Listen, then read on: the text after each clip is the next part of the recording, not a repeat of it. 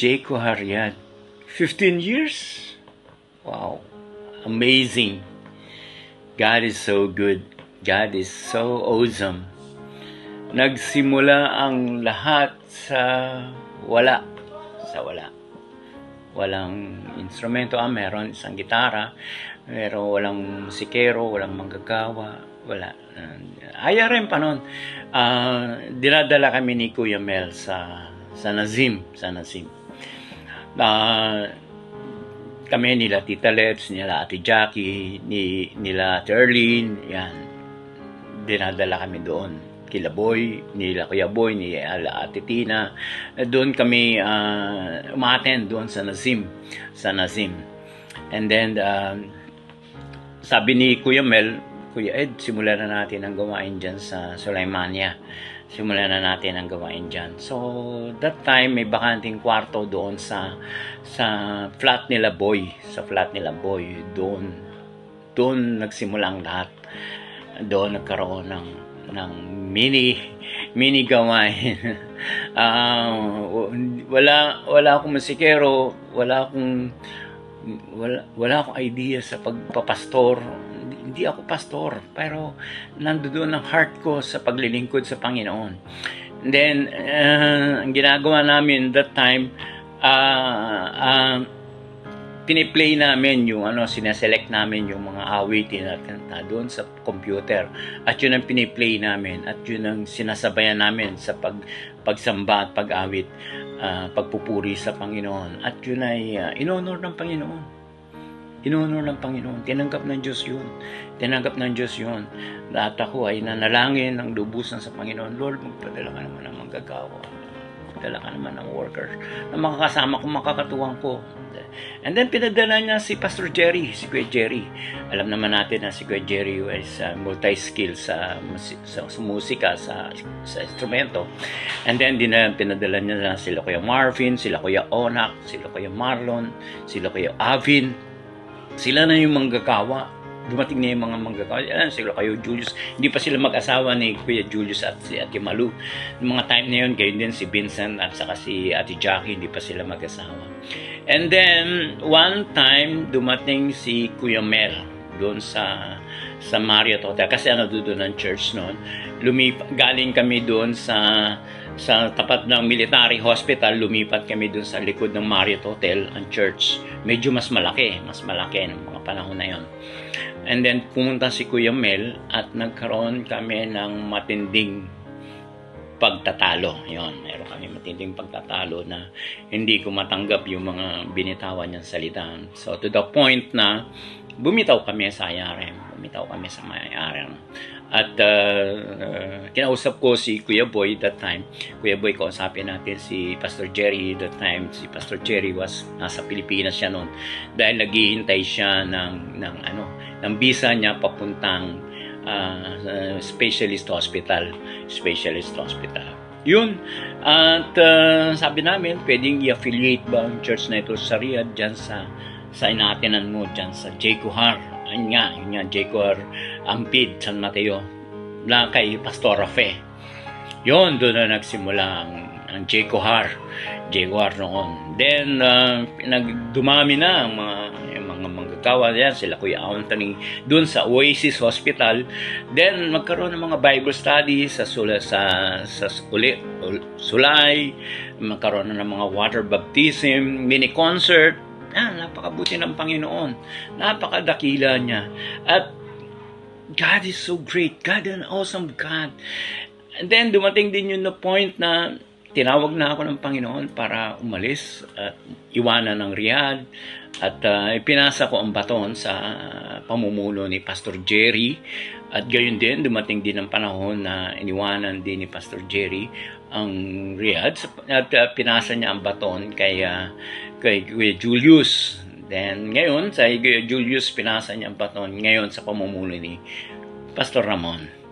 God is so good. God is an awesome God. Sabi nga sa ACS 60 verse 1, Arise, shine, for the light has come. Diba? And the glory of the Lord has risen upon you. God is amazing God. tandaan mo, kuya, ate, minsan nag-aalala ka, nag-iisip ka kung ano ba ang gagawin ko, paano ko sisimulan lahat ng mga bagay. When you step forward, once na inakbang mo ang Panginoon, ang mga paa mo sa paglilingkod, tumalima ka sa atas ng Diyos, that time God will anoint you and will equip you. Lahat ng mga bagay na kakailanganin mo. Just look, 15 years na.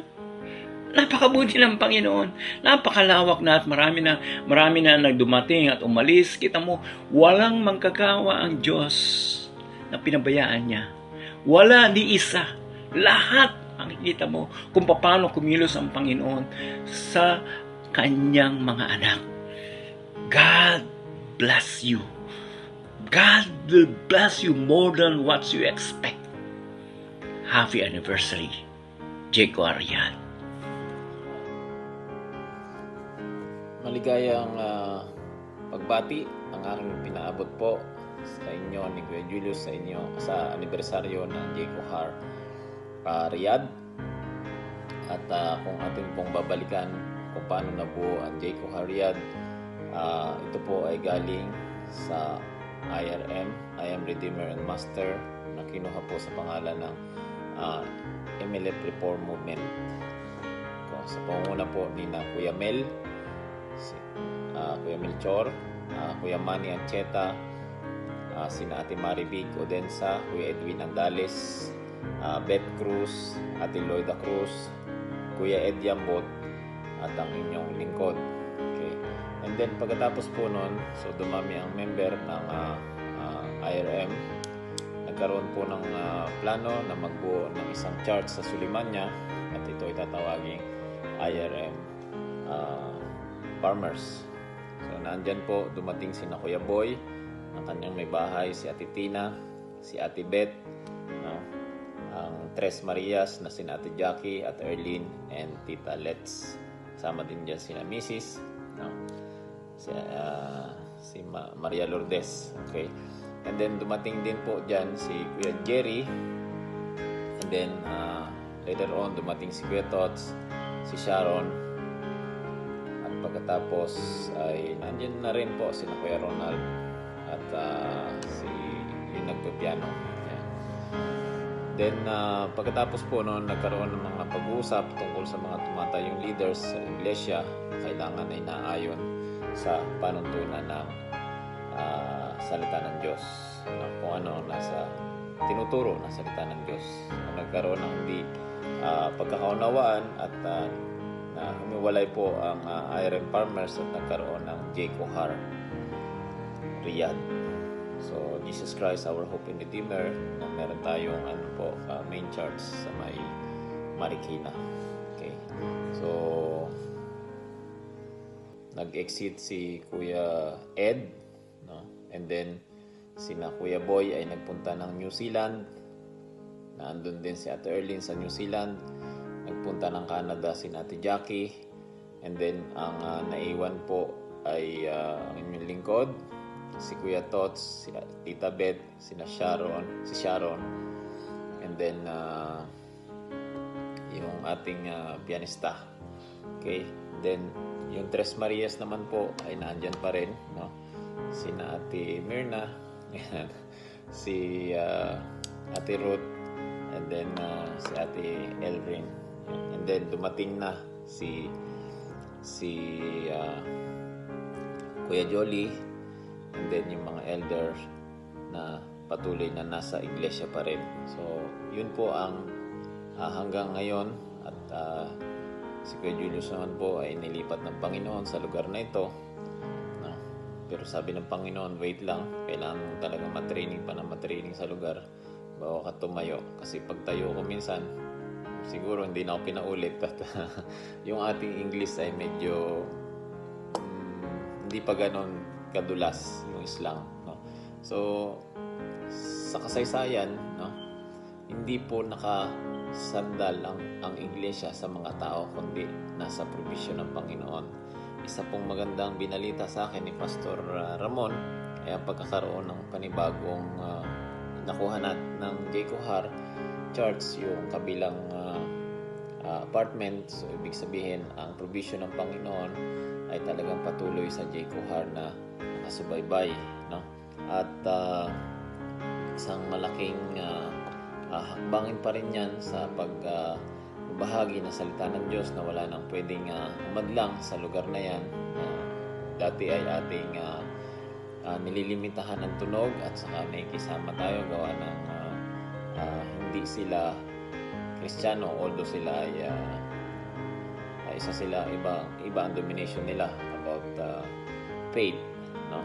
So ngayon ay alam ko kayo ay malaya na nakahagalaw dyan at nakikita ko ang inyong patuloy na pagpupursigi sa paglilingkod, no? At bawat isa ay nakikibahagi. So sana at aking dalangin na patuloy kayong maglingkod, huwag bumitaw at patuloy niyong isigaw ang salita ng Diyos sa lahat ng sulok ng mundo. Muli, ang ating pananampalataya at ang iglesia ay laging nakabase kung ano ang tinuturo ng Biblia. Yun lamang po at maraming salamat. To God be the glory. Blessed day sa inyo pong lahat, sa ating pong mga kapatid dyan po sa J. Cohar Riyadh.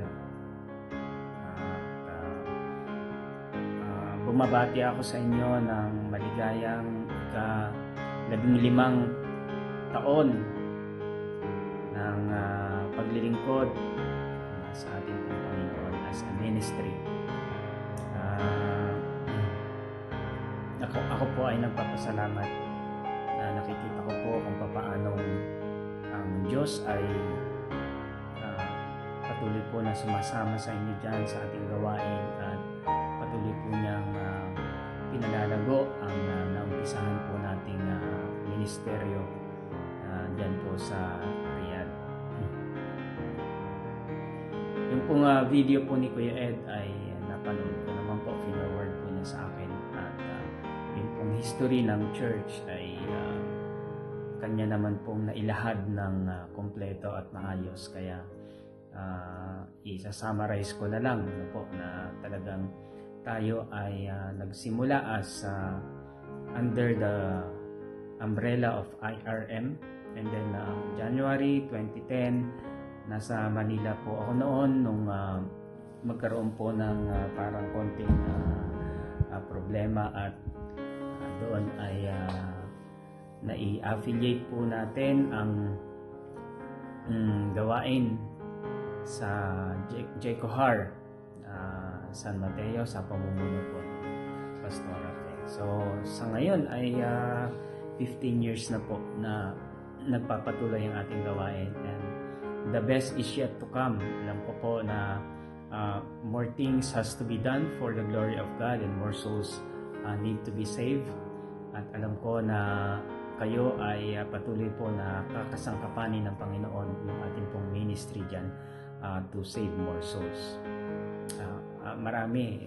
Si Kuya Ed po yung naunang pastor, nag-assist po ako sa kanya, and then around 2011 po yata yun nung nag-final exit siya, at sa akin na po naiwan hanggang 2019. Kasama ko po si Kuya Boy, pero nauna rin po silang tinawag ng Diyos sa ibang lugar, para sa ibang lugar.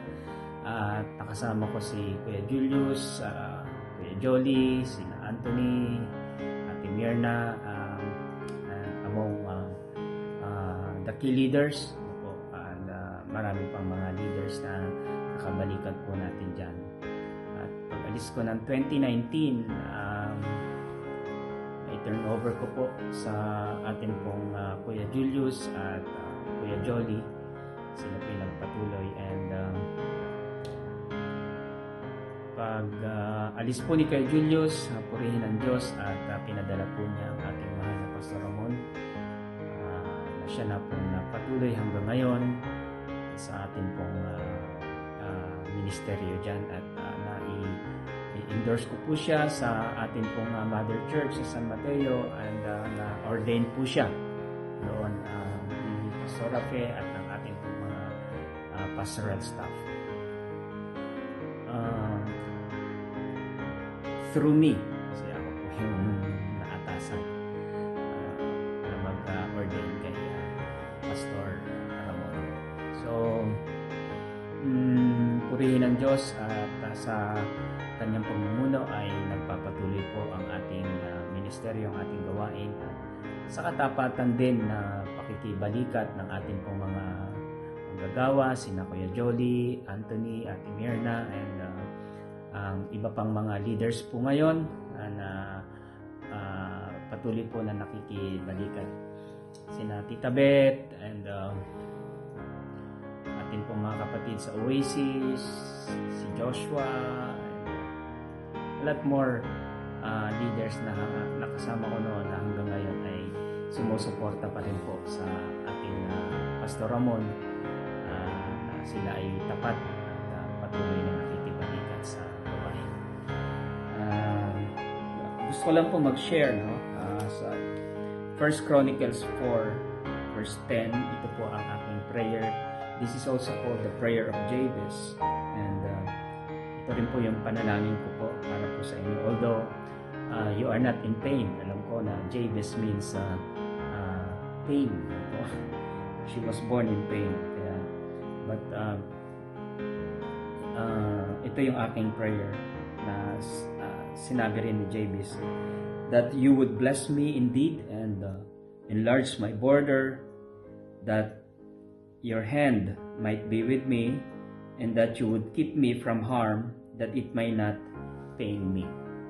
So, ang aking panalangin din ni Jabez na pagpalain pa po kayo ng Panginoon, palawakin ang inyong nasasakupan, to enlarge your border, your horizon, and that the Lord's hand might be with you always, to carry you, to protect you, to lift you up, and to comfort you, to embrace you, and that the Lord will always keep you from any harm.